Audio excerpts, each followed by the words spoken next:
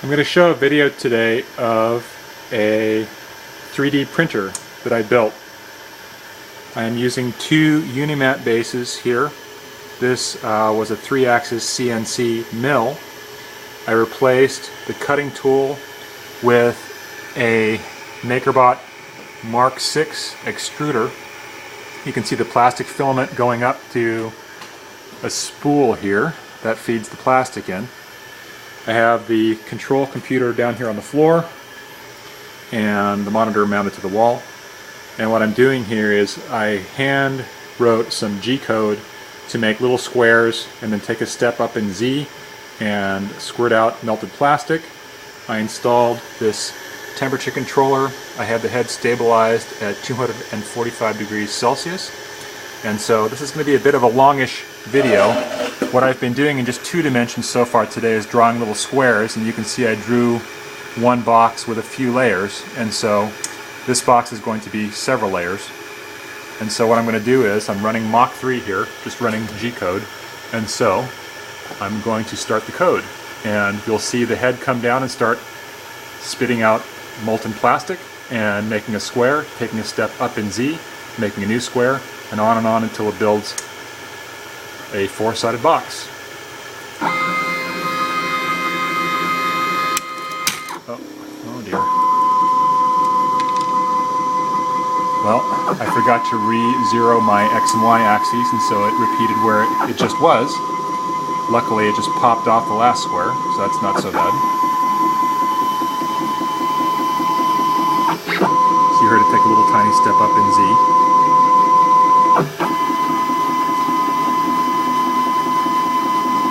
So while it's doing this process, we can look at the last little square that I made that just got nicely ejected by the print head. You can see, I think this one was 6 layers of plastic and has a little tail on the end of it.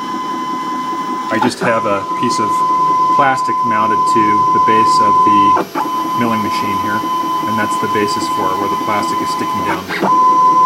Later on I'll get fancier and have probably a heated bed so that I can easily remove the parts that I make. So we can take a look at my milling machine here. We have 2 Unimat bases. The top Unimat base is the gantry that holds the either cutting tool or in this case the extruding head. So it moves in X and Z. And when we finish this process you'll see a little step up in Z, which is in fact a 0.4 millimeter step. I figured that out because the filament diameter is about 0.45 millimeters coming out of this head. Then the bottom Unimat base is the Y-axis, and you can see the stepper motor there in the background. So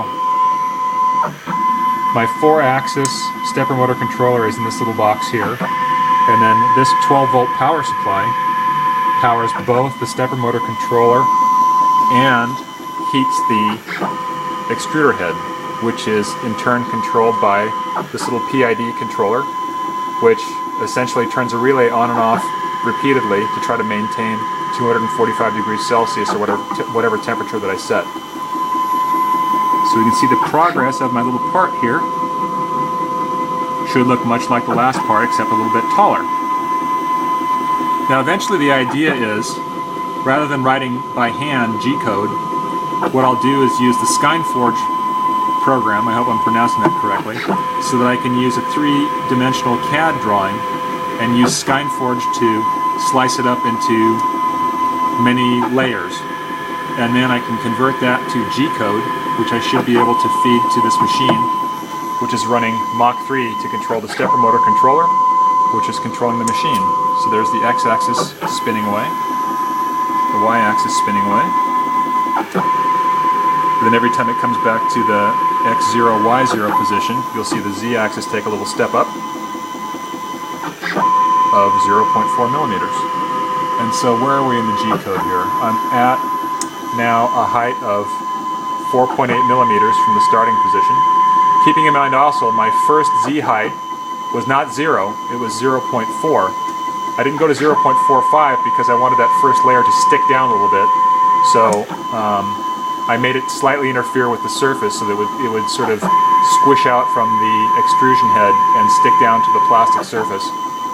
Plastic seems to work pretty well, just because it also melts a tiny bit if the extruder head gets close to it, and so I think that helps the plastic adhere.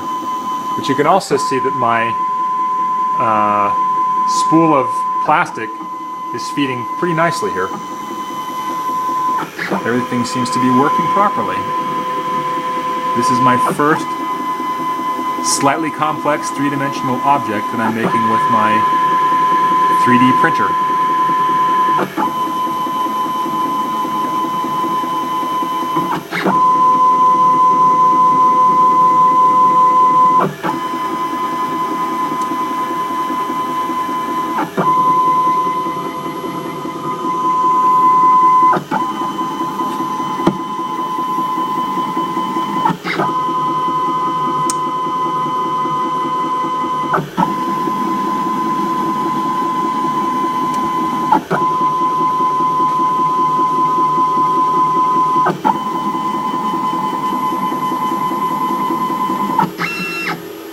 And the part is complete.